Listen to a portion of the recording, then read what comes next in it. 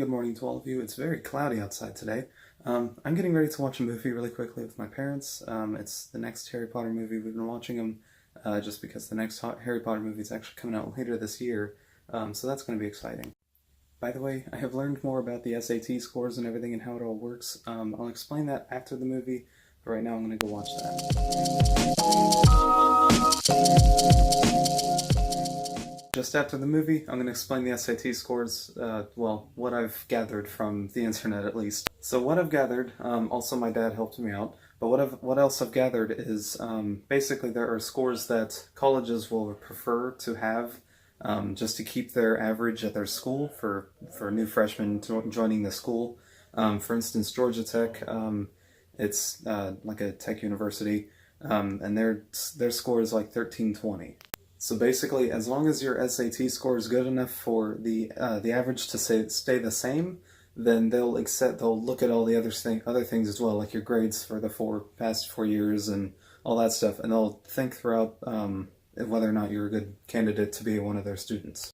Other prestigious schools, kind of like Georgia Tech, also require high SAT scores. For instance, the Florida Polytech, it's actually 1280, so it's a little lower, not by much. And then USF, also here in Florida, is actually 1330, so it's actually 10 higher. So they're all right around the same kind of score. You have to have at least, I'd say, about 1300 to get into one of the three tech schools. You probably wouldn't have an issue if you had a 1300 going into one of them. Now, other schools here in Florida, kind of like St. Leo, for instance, they require a 1080 instead of like a 1300, I would say. So I would have to have about 1,000 to 1,100, and I think I could probably get into that one. So it just kind of depends on each school, and plus they also take into the fact of your grades for the past 4 years, and they take into all sorts of other things throughout your schooling years in the past, high school and middle school. So they take in a lot of factors.